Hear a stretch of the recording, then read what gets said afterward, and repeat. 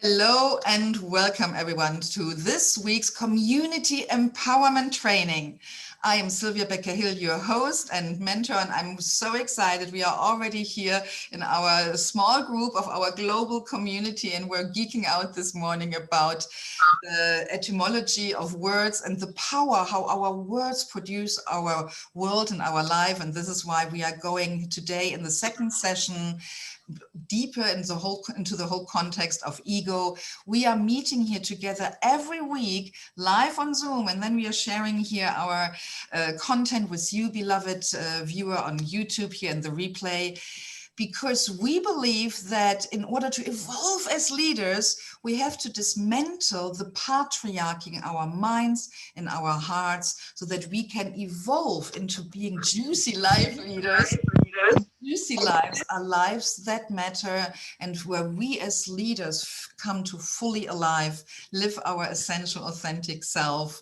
And in order to do so, we need to understand what sometimes I like to call them the lies. And I don't mean lies in a conspiracy kind of way, but lies meaning paradigms, beliefs, traditions inside the patriarchy, which we have taken on as normal. Like the fish swims in the water and never questions the water it is swimming in. We humans, after 7,000 years of patriarchal culture, we are so used to a lot of things which sometimes are literally lies or crap or sabotaging us. And we are dismantling, we are taking off the different layers each week so that we can grow and liberate ourselves. We are here in a short series called How to Stop All Wars, that was inspired and triggered in me by watching the news when the whole conflict in the Middle East between Israelis and Palestinians broke out. We are not talking about that specific case. Here we don't go into the specific politics of that, yet we are digging deep into our beloved brain and are developing here together a neuroscience of peace. And we are today in part 3, which is a follow-up from last week about the ego. So today I want to give you a bit of distinctions. Again, I always try to address where we are in our society, what we are trained to believe, and then I give you my discovery, my distinction, which I only share when I perceive it in my own experience, and that with my clients' work and my students to be beneficial. And when I say beneficial, it is for you personally, for you to feel more empowered, to be your own leader in your own life, and to be liberated from external expectations and cages and molds. And for us women, it's always the corset, which makes us faint and not breathe fully. And these corsets, which women were wearing some decades ago, in reality, we still have them energetically. I'm oh my gosh, I went through so many coaching sessions and painting processes as an artist, literally ripping the corsets off my chest so that I can breathe the real free me. And for you men, maybe it's the tie which is choking you and not allowing you to speak freely. I don't know what the symbol for you might be. You have to tell me, but I know we all have certain symbols and things where we feel encaged and corseted and bandaged and closed. And so part of my mission is to help you by discovering the discernment and distinctions we are discussing here, that you are able to liberate yourself and become the juicy life leader you want to be. So today we have 2 topics, ego and peace, and ego and freedom in the context, how can we stop all wars? And please, beloved viewer, if you haven't watched the previous 2 parts, do so, because they are foundational and you will understand what we are talking about here today deeper and be more empowered to implement it. So we learned last week that our ego is responsible for our survival. And I made also the distinction that our happiness, your happiness, is your job. And it's not okay to blame the ego for when you are not happy that the ego did a bad job. It's a bit like you are standing in front of a toaster and you are blaming the toaster for not playing your DVDs very well or for not cooling down your ice cream. A toaster is for toasting bread and making it warm and crispy, and the freezer is for keeping your ice cream cold, or the DVD player is for playing DVD. So your ego is responsible and hardwired in your beloved brain and functions as your fighter, warrior, inner knight, as the part in you responsible for your survival. And we distinguished last week between physical survival and psychological survival, which has to do with emotional, social, etc. But please watch the replay for that. So what is now the relationship between our beloved ego and peace? Does the ego want peace, or does the ego support peace? What's the relationship? So when the ego is solely responsible for survival, there is a connection with peace. And this is why I put these two contexts or topics today together, because they are intertwined. When the ego in us, with all its senses checking constantly our physical, physiological, and emotional and status and psychological safety, when the ego sense that we are safe, then for the ego is at peace. So for the ego, peace means feeling safe. As long as the ego perceives that you are under no circumstances, under any threats for your physical safety or your psychological safety, then the ego is at peace.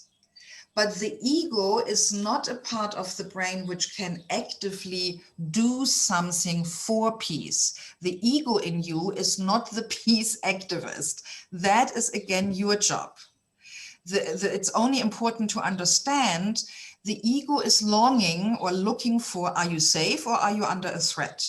So the key coaching question, this is now something I mean very practical as a peace activist. When you go into a situation, you always, as a Juicy Life leader, have to ask yourself first, what do I need right now to feel safe? And if you already feel a bit threatened, then you ask, what do I need right now to feel safe again or safer? And I want you to literally write this question down, because when you go into a difficult conversation, and it doesn't need to be an outright huge conflict where there is war on the horizon, it can be your boss, a team member, a client, a spouse, a social gathering, networking, stage, speaking on stage, before going onto Zoom. Check in with yourself, check literally within your beloved brain, with your beautiful ego somewhere here in the lower back parts of your subconscious mind. How safe do I feel right now? And if you sense there is some stress, there is some worry, some concern, some anticipation, oh, this conversation will be difficult, or you already know, oh my gosh, there's a conflict, I got attacked, I got criticized, and your ego is already on high alert, the core, super powerful, life-changing coaching question for yourself is, what do I need right now to feel safe or safer or safe again? Choose a formulation which fits the situation. And sometimes, especially when I worked in person visiting corporate clients and watched their team meetings, it starts often with physiology, with the body. You have no idea how many team meetings I have been sitting in a corner observing them and realized there was stuffy air because, I'm sorry, often in corporate buildings, the the damn windows can't be open, and the climate kind of, their system was not very good. So it was stinky, smelly, and people were like breathing shallow. This is where it starts. Your ego is responsible for your survival. And when you try to have a productive, solution-focused, creative brainstorm in a room where hardly anyone can breathe fully because it's a smelly, stuffy room which didn't get any fresh air in ages, you have a problem, because the egos are already slightly elevated because people have not their full lung capacity and don't get enough oxygen into their brain. Other example, one of my top CEOs was, oh my gosh, I love this man so much. I worked several years with him. One of the first major transformational breakthroughs came when I taught him to track his water intake, which shocked him to realize he hardly drinks anything because he has no time, and he runs a whole day through his big headquarter and forgets about it, or there is no water. Long story short, I made him drink and track that he gets his water intake throughout the day with a tracking sheet. And since that personal breakthrough, he then made a rule that all the meeting rooms are always staffed, the big tables, with a bunch of 20 small water bottles always on the table. And twice a day, someone from the team checks all the rooms and makes sure there's always water. So when people enter the room, they don't need to bring their own. Well, most people in corporate, they like to drink their coffee, right? Well, coffee sucks out the water from your body, and especially from your brain. And the brain, the ego resides in the brain. And the brain per day, this is something I'm still not sure if it's a neuroscientific hoax or real. They say the brain needs more water a day than the whole blood, heart system, cardio system. I'm not sure if that is true or not. It doesn't matter if it's true that it's more, but the point is, the key for the brain to function, for your neocortex, which is responsible for your happiness, to function well, you need to be hydrated. If your ego, which is connected with all these body sensors, senses that you are going low on water, you are already at the brink of war inside yourself because the ego is triggered. I mean, seriously, I'm so often so shocked. We talk about the big conflicts, the big wars where people are sadly getting killed. And it starts in our own life by not caring if we drink enough water. And I admit I could need one right now. I forgot to have it here. And I have only my cup of coffee. My husband brought me that. And I need to train him to always bring me a glass of water with the coffee, so that coffee, water is connected. That's a very practical, good tip for all of you. So my point is, the ego is designed in such a way it cannot actively fight or work on your behalf for peace, but it can be at peace. And the ego being at peace is another foundation for you to not be at war inside yourself, and to be able to be a peace activist in negotiating, in talking with other people. And that starts with ensuring that your ego senses that you are safe. So the core coaching question is always, for your own ego management, what do I need right now to feel more safe? And sometimes it starts with opening the windows or drinking more water.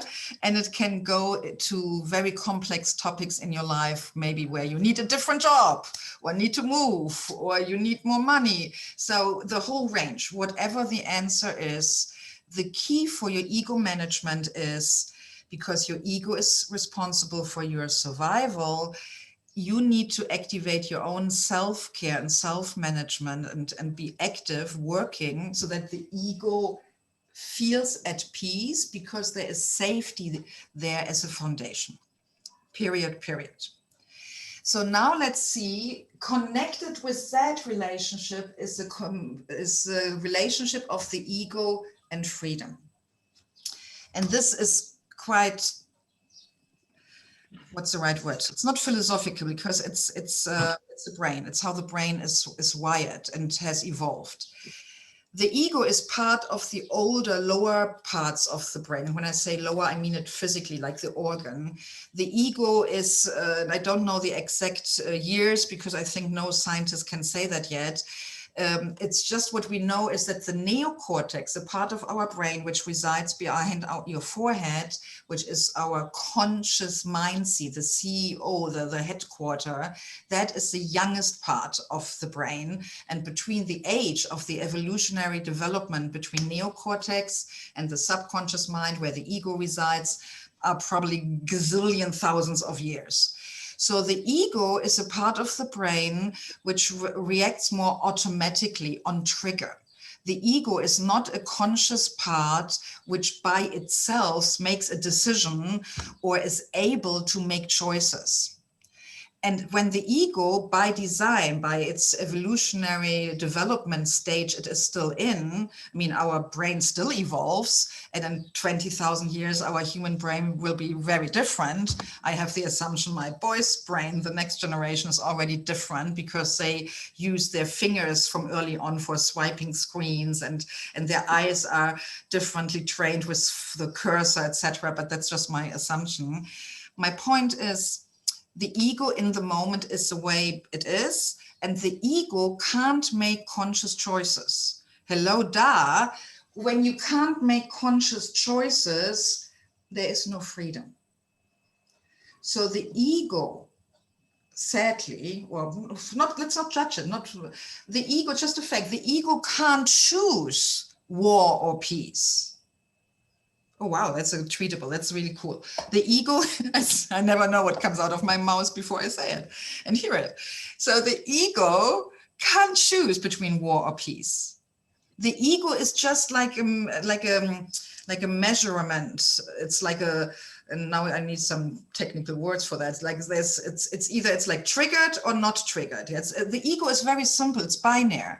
It's triggered by danger, too little water, too little fresh air. You got attacked. Someone said something mean. You lost all your money. Your spouse ran away. Whatever.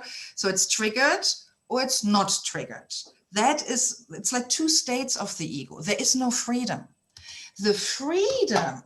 And this is something where on our next part, when we talk about the, in my eyes, biggest enemy of peace, which is not the ego, the biggest enemy of peace, the choice of going to war or stay in peace or bring peace happens, this choice, this freedom resides in the brain inside our neocortex, period. And for the neocortex to function, literally, because there's a super amazing, gosh, the brain is just, oh gosh, I love it so much. There is an emergency button.